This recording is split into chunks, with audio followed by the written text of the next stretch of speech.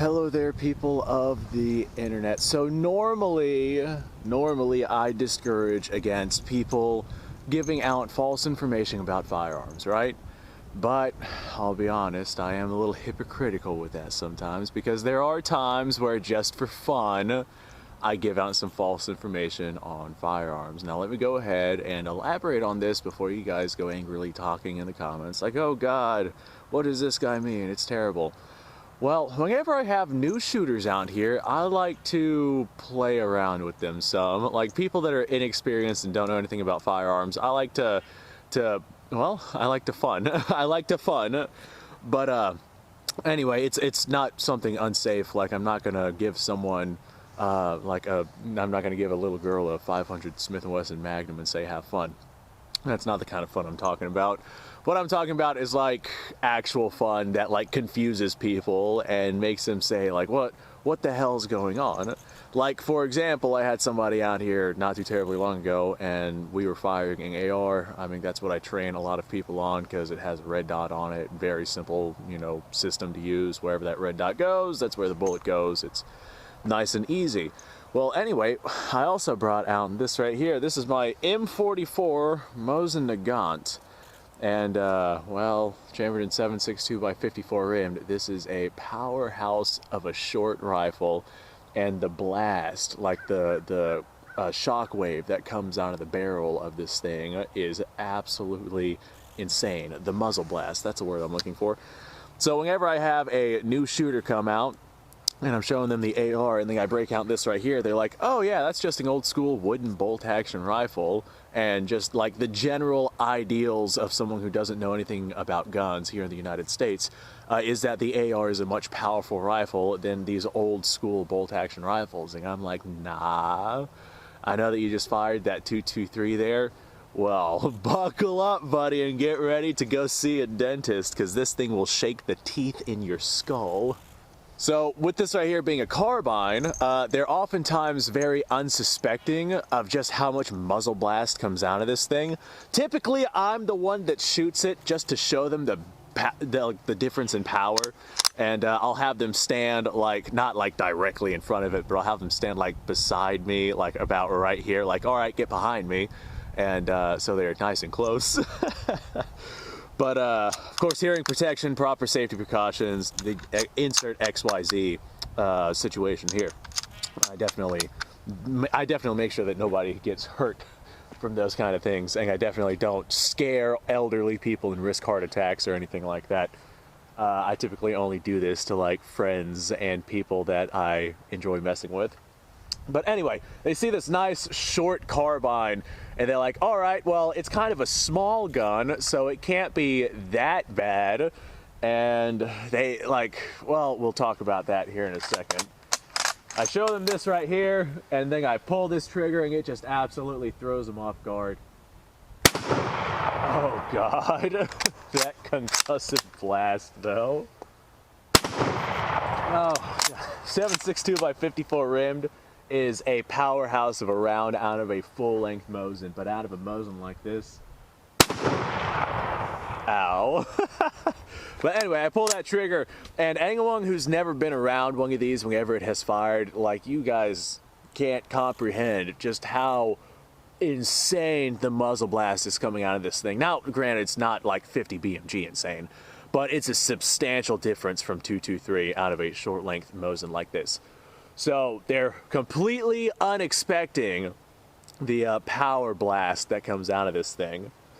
And then whenever I show them that, they're like, holy crap, that is absolutely insane. So I'll be like, all right, well, go ahead and wait here. And I'll bring out like my 9130 or my full length 1891, like a much larger rifle. And whenever people don't know anything about guns, they think, oh, bigger gun, bigger blast, bigger recoil. That's just how humans work, right? Like that's a bigger lead launcher. So as a result, it's gonna have like way worse retort. And I'm like, all right, now go ahead and watch this. And oftentimes whenever I do this, I will pull a round directly out of this rifle and I'll put it into the longer rifle. And they'll realize whenever I fire that one that the muzzle blast and whatnot and the recoil is just way more tolerable. And they're like, it really throws them off. They're like, little gun, big boom, very powerful. Large gun, like barely any muzzle blast coming out of that thing, and it didn't seem to move in this guy's grip at all. And it just like, well, I always picture like the meme with the one dude who like double takes and he's got the question marks around him, and that's just kind of what I think of whenever I do this to people. But there is a good opening for me to go ahead and start to explain why the longer muzzle has less muzzle blast than the shorter muzzle with these full power rounds.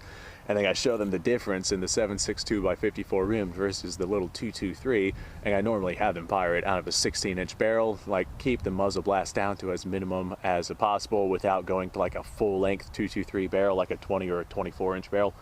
But anyway, I show them the difference in caliber, difference in cartridge, and they're like, yeah, that's substantial. But whenever I show them the difference in the size of rifle, whenever you have a longer barrel in the same cartridge, you're going to have less muzzle blast just because you don't have as much powder burning outside of the barrel, which is what makes that muzzle blast. And I explained to them that the longer barrel not only gives you, well, increased accuracy to some extent, but also an increase in velocity as well. It was more predominant with black powder, but it definitely exists with smokeless powder as well. So this carbine 7.62 by 54 rim, I can't imagine being a Russian soldier, I mean, with like an M38 or something, fighting house to house against the Germans with these things.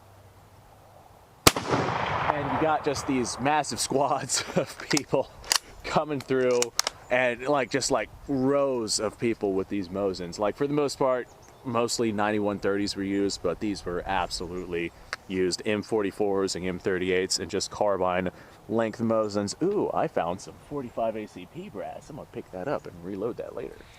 But whenever I show them that and just how bad the muzzle blast is out of this thing, I'll then break out something like a Car 98, and this right here does have a longer barrel on it, but it is not as long as like the 1891 Mosin that I would normally break out to compare this to that.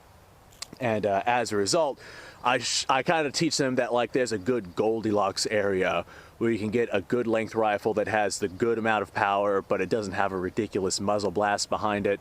Like there's just that special area where you can go to get yourself a somewhat more compact rifle than a full length rifle, but still have it comfortable to shoot. Like the M44 barrel is just, I don't want to shoot that all day long because I can like feel literally the bones in my skull shift around whenever I fire that thing. But then I give them this Car 98, which is longer by just a couple of inches. It's not that much longer, but the muzzle blast coming out of this thing is significantly easier to handle. And well, typically, since this is two different cartridges, they'll ask me, you know, which one is more powerful. And a lot of times they'll think that the Mosin is more powerful because of that muzzle blast. But in reality, they're about on par with one another. The 8mm Mauser is going to have a heavier grain bullet, but the 7.62 by 54 rimmed is typically going to be traveling slightly faster. So the amount of energy put onto target is going to be about equivalent. But I'm going to tell you, if you get hit with either one of these, not only are you not going to know what you got hit with, but you won't care. All right, so I got some 8mm Mauser ammunition here. And yeah, the muzzle blast coming out of this one is not nearly as bad. So normally, like I said, I discourage giving false information with firearms. And well, I wouldn't say I give them false information. I just don't necessarily tell the whole truth at once. And a part of that truth is me just like not telling them, you know, hey, this small barrel bolt action rifle, like just most people that come out here, they just do not expect the amount of power and blast that comes out of that thing. And it's really entertaining to watch. But then I give them a Car 98, and as it turns out, with the lack of recoil and lack of muzzle blast, and they start cycling this bolt every time they fire, and they're like, holy crap, this is just like the video games thing. I'll give them a stripper clip, and they feed those rounds in, and knock it out of the way, and start running this rifle the way it's meant to be ran. And man, people just absolutely love that. Typically, the people I bring out here to show this stuff off to, they like the Car 98 a lot better than the M44 Mosin Nagant, just because of the, well, it's much easier to fire. Sometimes what I'll do is I'll take my 9611 Schmid-Reuben straight pull. I believe that's the designation of it. But I'll take my Schmid-Reuben straight pull, which stands up to like here on me. It's a massive, massive rifle. But I'll hand them this huge gun and I'm like, here you go. And they're like, oh my God, I can't fire that thing. It's gigantic. But then I'll show them the little 7.5 Swiss round that it fires. And they're like, huh, and they kind of like piece together this round isn't so big, especially if they're used to like something like 308 or a smaller round like that. If they don't know about firearms, then they won't really know. They'll just still think big gun, big recoil. But then I take them out here and we fire off a couple of rounds with that thing, and they find that it's actually an incredibly pleasant experience. But the look on their face is always nice when they see, oh God, big gun, must be big recoil, we don't want any of that. And then I show them small gun. Oh, small gun, that must not be that bad at all. And then the concussive blast basically flashbangs them and they're stunned for a second. It's funny. It is funny, and it's all in good fun. And it's not going to be something that hurts anyone. Like, don't be the type of guy to give someone a rifle that you know is going to hurt them. Like, I'm the one that shoots that to show it off. I don't want them to panic over it. But anyway, folks, thanks for watching. Appreciate your time.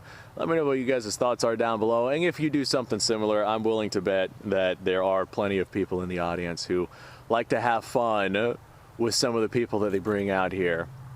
Now, you don't want to do something that would like discourage people into thinking, you know, hey, I do not want to even deal with guns because they're scary and I don't understand them and whatnot. A lot of times before I start dealing with any of the scary stuff, I'll get them comfortable with stuff that is like nice and easy to use and very simple to understand. Can't go wrong with single shots, can't go wrong with revolvers. Those are like the two easiest platforms that you can possibly teach someone on.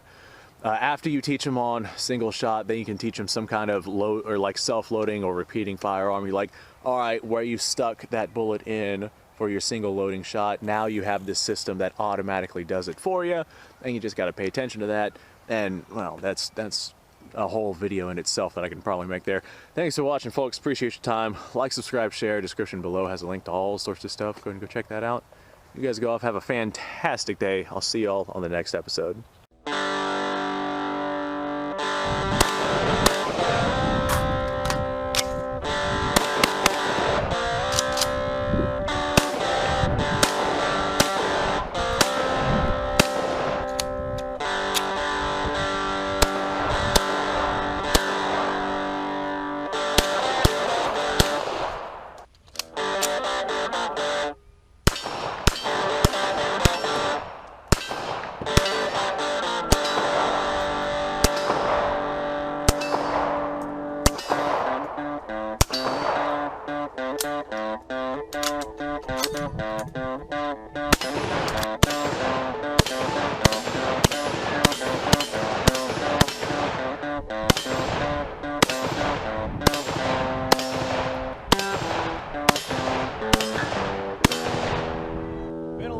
Since I've done this.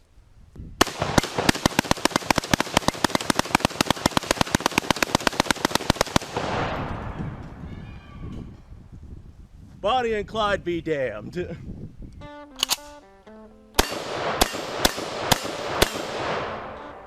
Poor man's Gary.